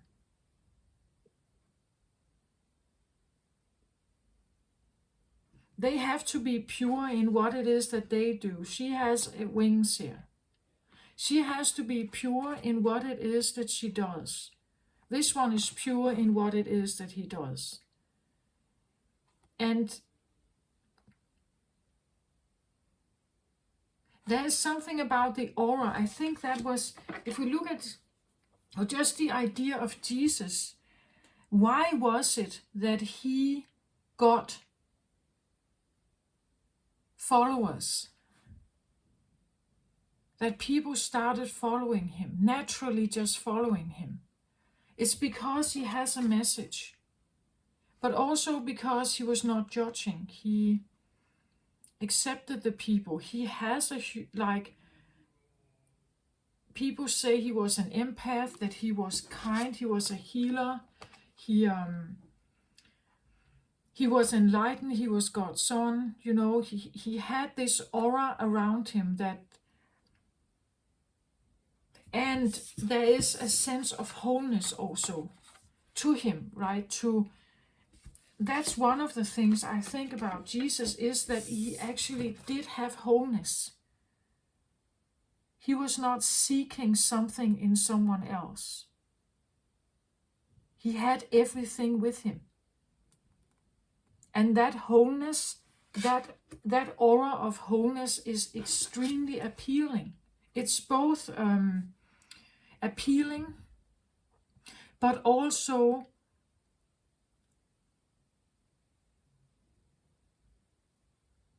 like it's appealing, but also like people could be a bit in awe about it. Like there is also a sense of it's special. It's special, and people can feel it. Like if you stand in this wholeness, people can feel it. They can feel that you have this. They are drawn to it, and at the same time, it's like wow, and one like almost like taking a step back, like a light that burns too much or that is too bright, right? So we kind of we have to like press our eyes together because it shines too much, right? It's like we take this step back, because there is a lure to it, and it's a fascinating energy. It fascinates people, right? It fascinates them, but at the same time it also sends out an enormous vibe of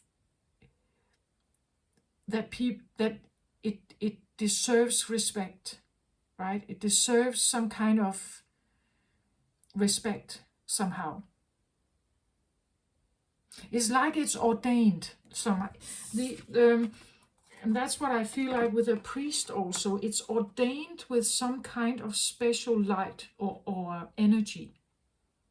The energy field changes, so they become, it's like they are ordained by something, or they are different, right? The wholeness makes you different.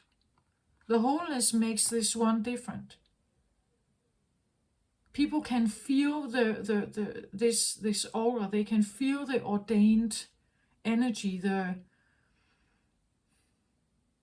So yes, they are lured by it, but they are also and fascinated by it, perhaps. But also may have deep respect for it, right? You would say as some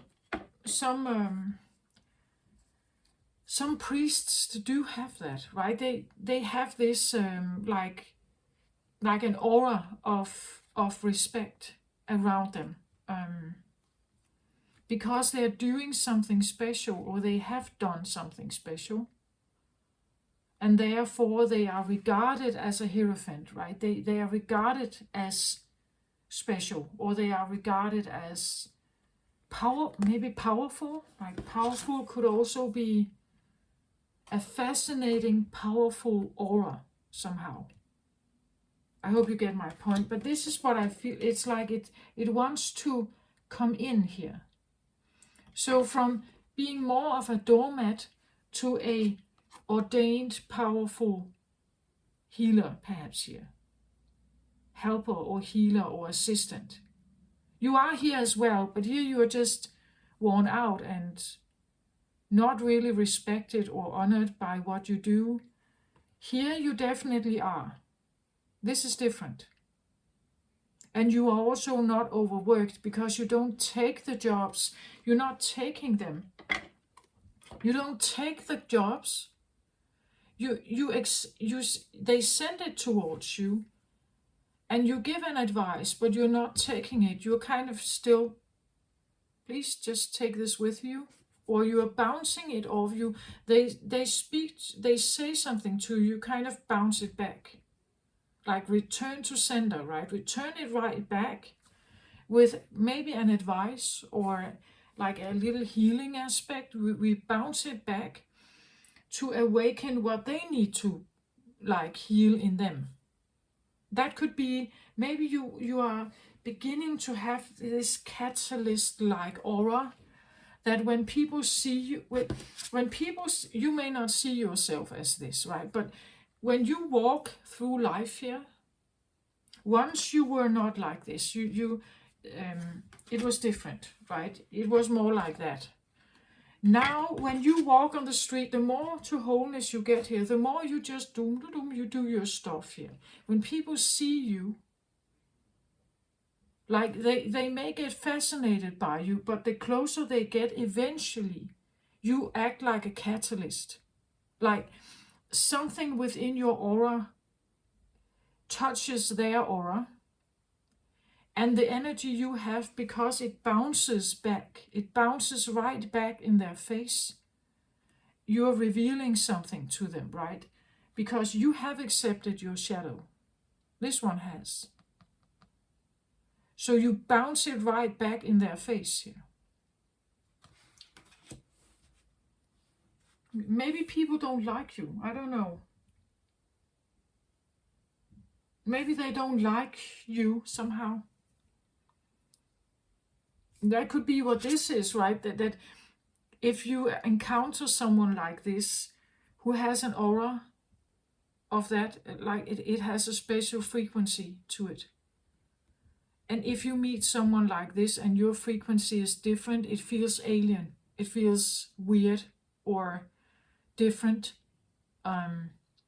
So when you walk here and you meet people, they may not like you because you feel alien, you feel different, you feel maybe uncomfortable, because what you are doing is that you're showing them some of this.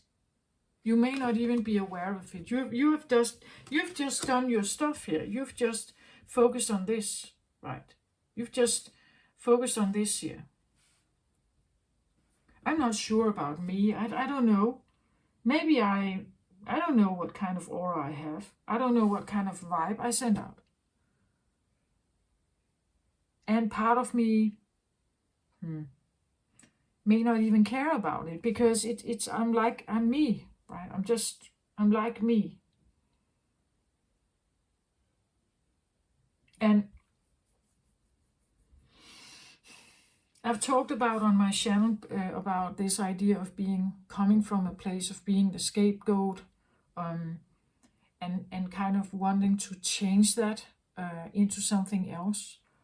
And it has taken me into a shadow box. And I have confronted all kinds of stuff in there. Because at my core, I do want to be freed of it. I want to free myself from the shadow box. I don't know how far in I am. I don't know if I'm at the end, or I think I'm getting closer to that end, but I don't know still how much needs to be done, perhaps. But it's getting easier, and it's not that tough, it's not that emotional, it's easier. So this becomes easier for me now, but I don't know how far I am, if you could say that. I don't know how close I may be to this, but the further I get in, as I said, it's like I don't really think that the one I was before, like when I felt more like the scapegoat, that I was good in that place.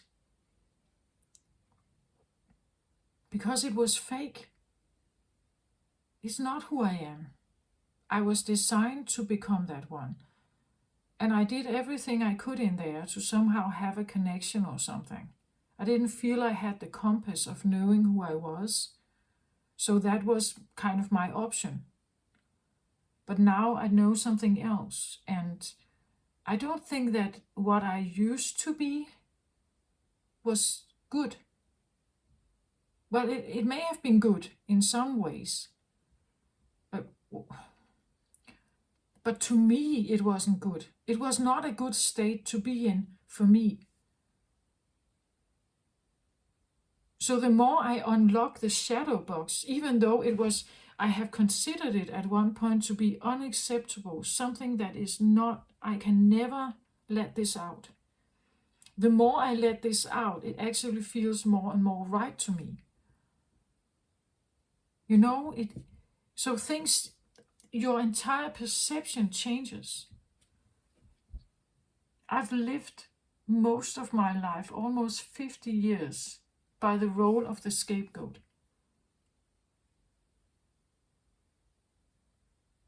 And now I just really sit and I just shake my head and I think, how is that possible?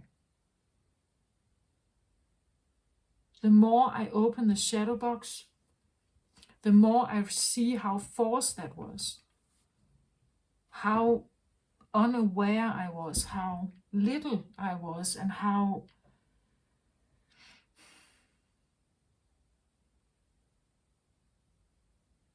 false it was somehow.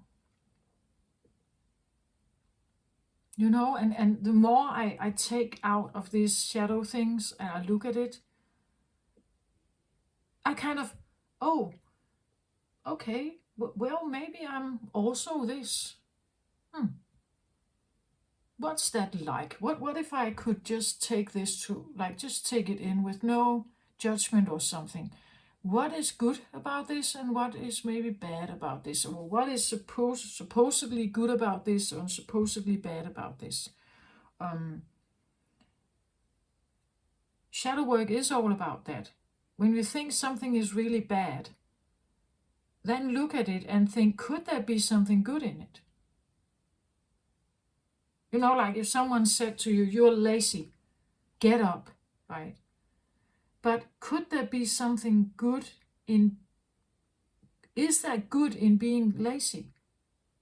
Well, we can use another word. We can say lazy is maybe not lazy, it's resting, it's rejuvenating, it's dreaming, it's connecting with yourself. So can there be something good in being lazy? Yeah, there can. But the one calling it lazy definitely doesn't see it like that. They think it's inactive. It's like wasting time. It's inefficient and so on. But that's their point. That's what I say when they send something to you. You don't have to take it. You can just bounce it right back, right? That's your opinion, right? It's bing, bounce it right back. It's your opinion. It's not my opinion. Right? But it takes a bit of practice not to take the bait, right? Not to accept it. Stay in the bed here. Or stay in your, I don't know, stay in your little realm here where you allow yourself to just sit. And focus on, I want to get back to my wholeness, whatever that is. Because the wholeness thing, as I said, you will be taken through your shadow box, and that shadow box reveals like things about you you never thought you could ever think or want or need or desire. Choices you would have sworn you would never do. Things you usually are loyal to, you are confronted with the fact that maybe you are not.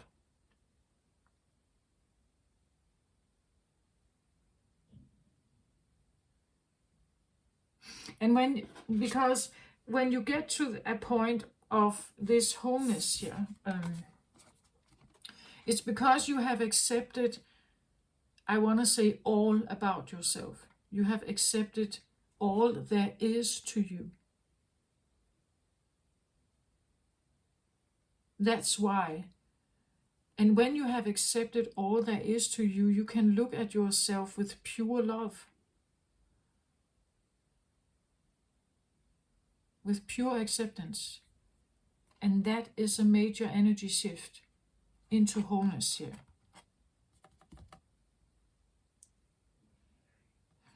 That creates the difference. But again, there could be this feeling that not many people understand this. Most people will be bounced off by your energy, I think. The frequency is too different.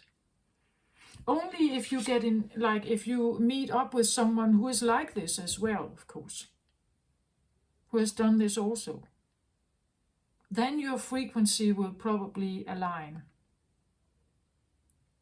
You will be able to feel, understand that they are similar.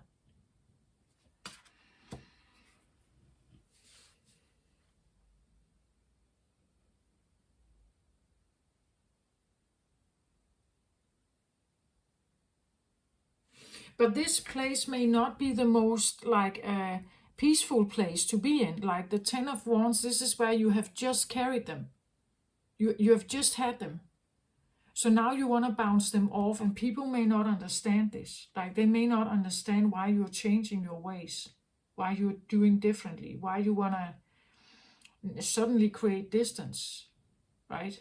Where you have been so involved with them, now suddenly you create distance. Now you're not answering your phone. They may not understand, and maybe that's why you feel like there's constantly someone offering you something, and you are sitting here, and you need to reject them, and that may make you feel awful, because normally you did take it. You did take that one. So let's have a look at this. I wanted an advice card, I think, for Gemini on this one. The Star card, beautiful. So the advice is to follow your inkling here of what is right for you, right? Even though it seems like it's far away, follow that inkling, follow this guidance. This is intuitive guidance here. A dream come true, believe in yourself, the end of a difficult situation, right? Hold on to the dream of yours. If you realize, I do have something in me here, but I need distance, I need people to get off, I need to say no to people. You may need to cut connections here to people. Like simply just bounce them off. Say no to them. Reject them or something. And it may feel awful here, but what you are doing is that you're keeping your eye on your prize. You're keeping your eye on the prize here. Something that feels more. It feels more than taking this bait. Even if it looks like it shines, right? It's you must not take it. They bring it to you, right? They come to you with it. They come to you with it. And normally you take it and make it yours. But focus your thoughts on the outcome you desire, right? Your worry is unnecessary. What, again, as I said, when you open the shadow box, it feels so so wrong. The worries you may have here about what it is that you're doing, it's unnecessary. Release feelings of regret, guilt and worry, pain perhaps, suffering, sorrow, sadness, grief. Release that to your angels. The worry about what it is you are doing, it's unnecessary. Focus your thoughts on the outcome you desire here on the star, even how little it may feel. Even if it's very, very little, keep your eye on that. Keep your eye on that prize. Focus on that. Let that be your guiding star here. Even if it takes you into like a solitude, or at least a situation where you create distance with people. You are building something about your aura, something about respect, something about honor, something about seeing you in a different light. That you're not a doormat, you know. That people have to change this view about you, and you're the one doing the work to do that internally, externally maybe also, but definitely internally. You're waking this one in you.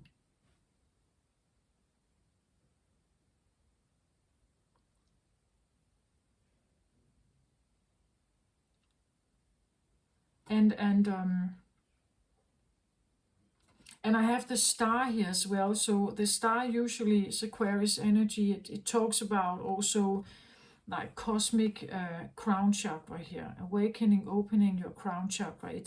It's incoming messages, intuition. It's being guided by the divine. It's being enlightened by something here, being given a certain truth, or opening your eyes to something else.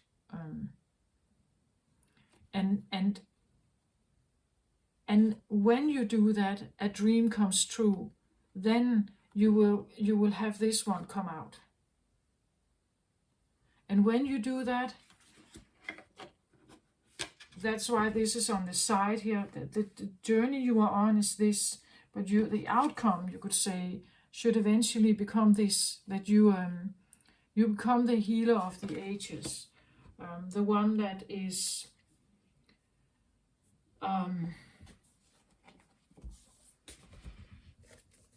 that has, I feel like really embraced all the sides of them, right? They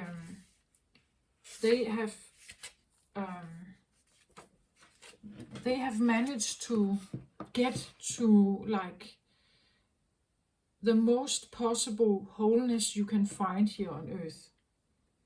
It talks about health and vitality.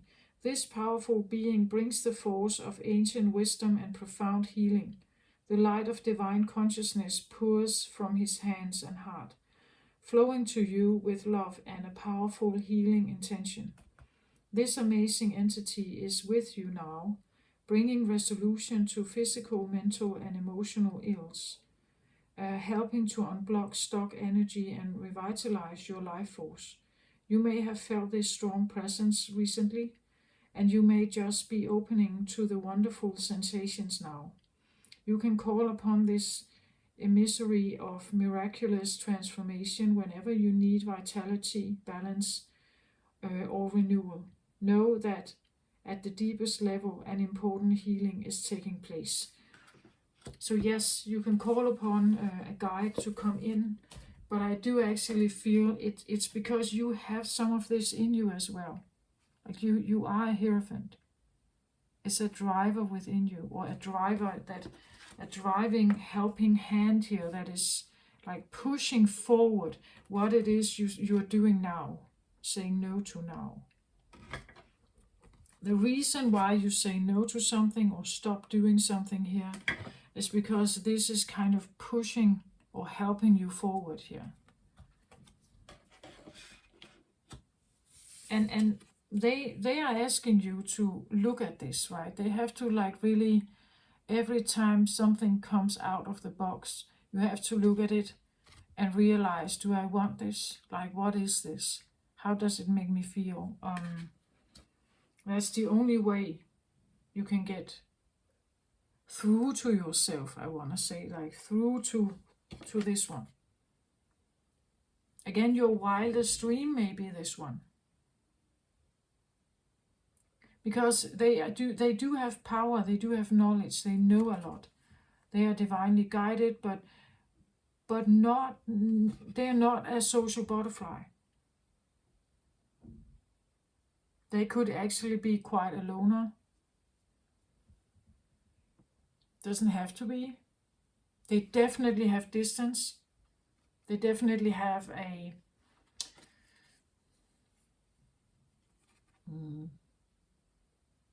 maybe a little more closeness. Again, it's a fascinating energy, but like this one, it's a fascinating energy, right? But it's just because they stand, the acceptance of yourself and your shadow makes you stand more in love, because you have more self-love, you have more self-care and self-love, you have accepted the parts of you that are, and therefore there is no, there is no self-criticism, there's no self-sabotage, there's no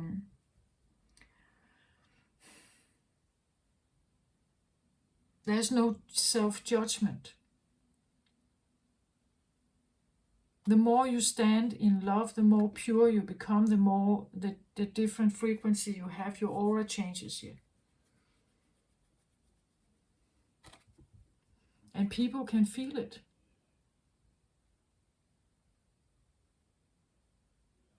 They could be fascinated by it, drawn to it, but at the same time not knowing how to connect with you somehow.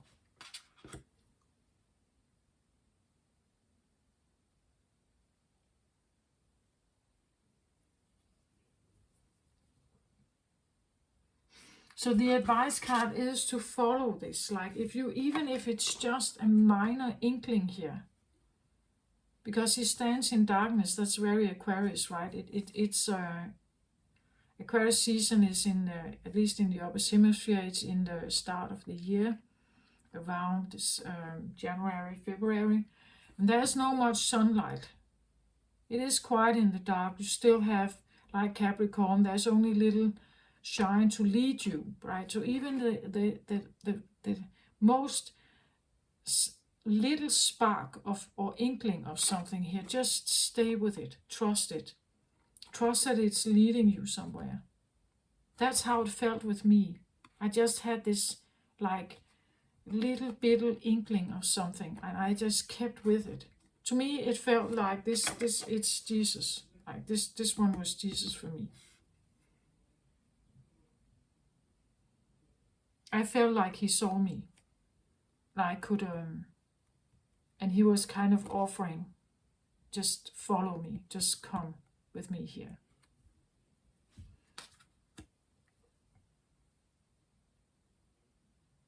You can call it whatever you want. This is what it was for me. So when people say Jesus is a savior and God is the shepherd, that's what I feel like it is for me. Like Jesus definitely is savior. That's the savior energy in you. Or outside, whatever you believe in, but that's what's calling you forward. At least if you are on this journey here. And it seems like you are, who I'm talking to here.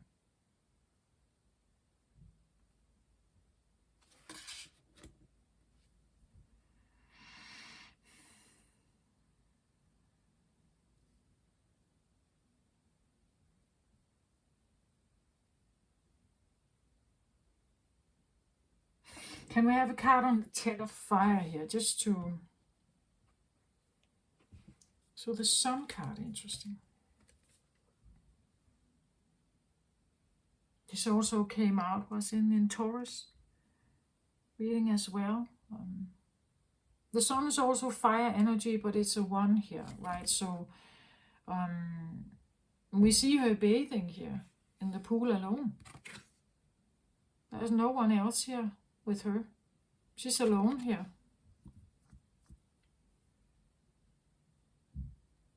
Maybe you have been dealing with someone here who, you know, like maybe you have been doing the chores for them and they were just bathing and relaxing here, sitting here, like the king. The Sun is also the king, the father, masculine, it's yang energy. But she sits here alone in the pool. And maybe you're the one who got them a drink, right? You came here with the drink and food and the towel and, oh yeah, of course, I come with this, and they just sit here, right? They sit here like that. Leo energy. Someone who well, Leo energy is like the king of the animals. It's the majestic, it's the feeling of the king. Someone who is, again, there's something about this, the king. People do not just touch the king, right? There is something about an elevated energy here. An energy that is special. You're not just touching these. Like they are kind of golden or special or something here. You don't just walk up to them. And like, as I said, you're not doing knuckles with these, right? That's not how it is. They are not like that. They are supposed to be a respect. The king, you would bow for them. You would stay at a certain distance. You're not getting close to the throne.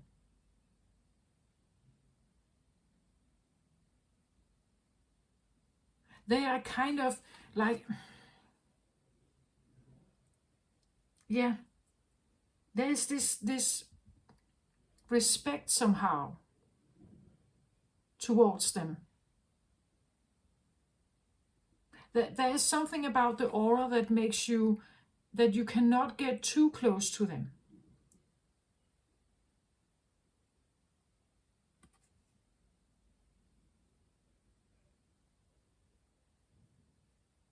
And this could also be the reason why you stop juggling this.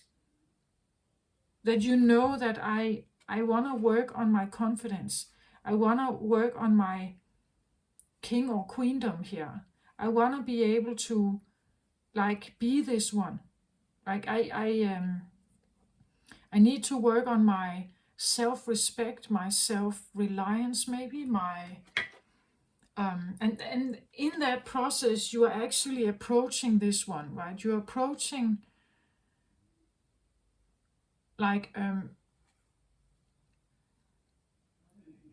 you're approaching what it means to be someone who sits or feels like they are in power somehow. The sun is Leo energy. It is the king. It is the father. It is the patriarch. It is the crown, you would say. It is golden.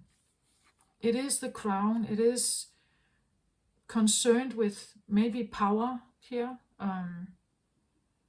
but also abundance, also good times, also happiness, maybe freedom here, because she sits alone, right? She is in charge of the pool. She can decide who comes in or who doesn't. She decides the temperature, what kind of toys she wants to have in here, or flowers. You know, what kind of music should be played around her. That's her choice. Where here it may have been that you're the one juggling other people's agendas and choices, and you got them the sandwich and the towel and the toys and the drinks. That was you, right? Perhaps, right? You did everything you could to make sure that they felt great in the pool here. So you kept, you could say, interference away from them. You may have kept interference away from their peace here. But now you're realizing, I don't want to do this anymore, because some of this stuff that I'm actually doing here is theirs. It is theirs to deal with. So I'm taking some of my power back here. Maybe I should put myself in this pool and sit here and imagine what that would be like. And in that way you are connecting More with this one.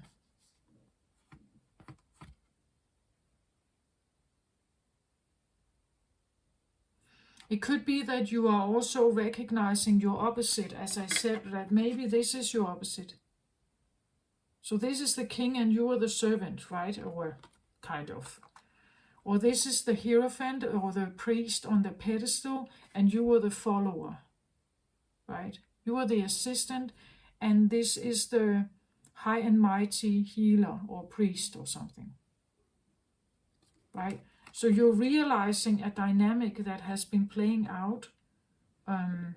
That could also be what the star energy, Aquarius energy is, because Aquarius is very good at recognizing patterns. So maybe you realize a pattern that you have been in, maybe several relationships where this has been playing out. And you're realizing it now, that and you want this to stop.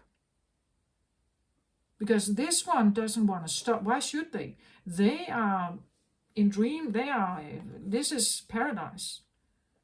They are never troubled. You take care of the trouble. They are never interrupted. They just sit in this pool here. And you realize how you have done everything here, but now you're not doing it. Now it's suddenly some of the stuff is actually present in their life. Some of the stuff is now swimming around in the pool here. Because you're not taking it, you're just kind of bouncing it back off into their lap, But it may not feel great, right? Because they are used to being this one. Maybe a bit spoiled or something. I don't know. Treated like the princess or the king here. Expecting you to be the servant or something. And they are not used to doing this stuff. They're not used to taking care of the phone calls and everything. They're not used to it. But you're kind of just bouncing it off here. And the more you do that, the more you actually get in contact with your own inner, you could say, your own inner confidence, your own inner value. You see that you have value. Here it's you have put all the value on them. They have value. You do not have very much value. That's why you're treated like a doormat. But here it's you're wanting to regain some of that value. You want to have value also. And to do that, you have to imagine yourself as someone who has value. You have to treat yourself as someone who has value. Maybe gift yourself. Maybe you get yourself on a vacation here, where you are now the visitor, right? And there's staff there. And the staff is now attending to you. They come with the towel. They come with the drink. They come with, I don't know. They make sure your hair looks great, or they do your makeup or something, right? So you are. It could be that you are pampering yourself here instead of attending to someone else's pool here, right? And in that way, you are connecting more with this one.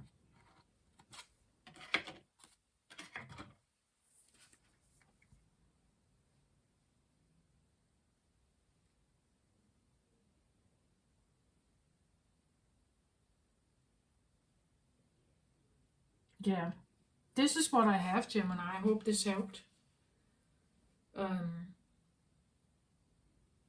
I can't stress it enough. The more you accept your innermost, secret, darkest shadows, whatever it may be, the more you get to the wholeness part. That's my own personal experience, and I don't know how far I am. I said that already, but that's what it's like. It becomes you. There is a different calm. It just becomes easier.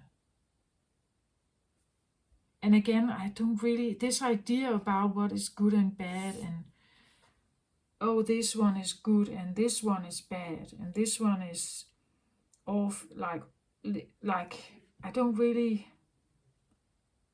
It doesn't matter. Like it just is. And as I also said that many times, it's like the reason why humans consider something good or bad is if it threatens us. Something is good if it's nice and it's comforting and it sustains our needs, then it's nice.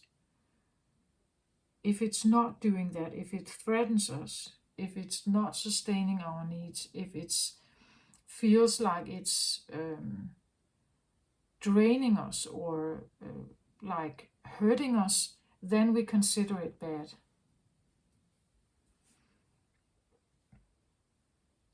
So again, when you look at it, it's simply something about self-perseverance.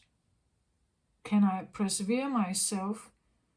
I want something good because that perseveres me easily. I don't want the bad or the evil because it's threatening me and my self-survival or existence. But that's my personal opinion, right? That and therefore this good and bad thing is just, well, I guess it tells you something about when you feel threatened and when you feel safe.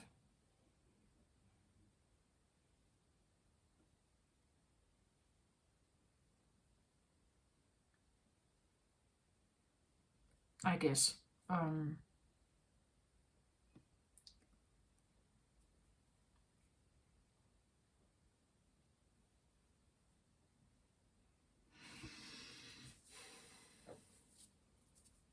The more we can look at the threats without worries, with acceptance,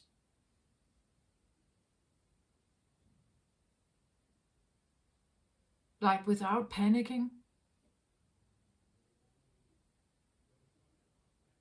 but with acceptance, that we can have acceptance of yin and yang, we can have acceptance of dark and light, we can have acceptance of safety and worry or threat. That if we can have that, then life becomes easier.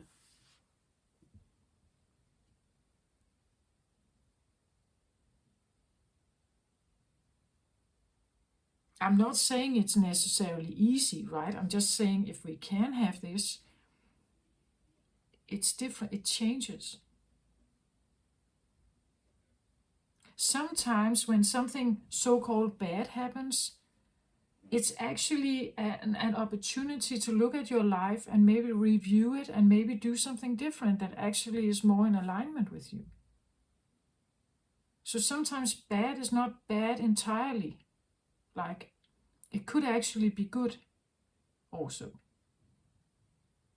Even though it threatens your current comfort zone, your current situation, again, as I said here, this one who has been sitting in the pool here, they will probably feel that what you are doing is bad because now it is confronting them with something.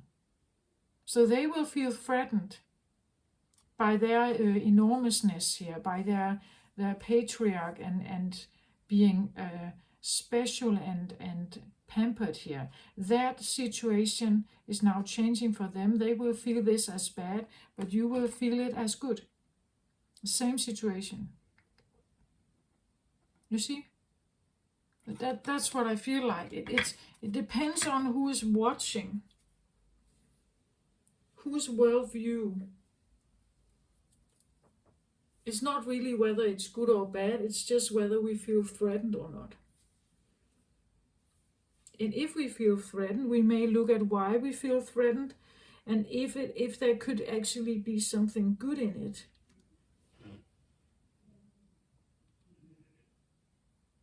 As I said, some people are manifesting illness deep down because they want to be pampered, they want to be taken care of. They don't want responsibility. At least this is a thesis that I'm kind of working with in my head here, right? But it's not something people would say out loud, right? But I think some people do manifest that, because deep down at the core they are immature, like they need someone to take care of them. They are highly codependent. Maybe they have an evolutionary state that stopped at a very early age. They are still somewhere in there, a bit like babies. And that part of them is manifesting an illness. I just speak it out. I just say it. Maybe you don't agree, but this is kind of what I do. So, and the more I accept some of these things that come to me, like thoughts that come to me. Once I may have rejected them because it felt too confrontational or provocative, perhaps. Now I don't really necessarily just throw it out. I accept that it exists. That is actually it. I just accept that it may exist. And some people maybe are driven by that. Some of the things that happen in their life, it may have been driven by that core inner longing. And I'm accepting it. That may be a fact. Okay, so this is what I got, Gemini. I hope this helped somehow. Take care of yourself out there. As usual, I always send you love and light. Bye-bye.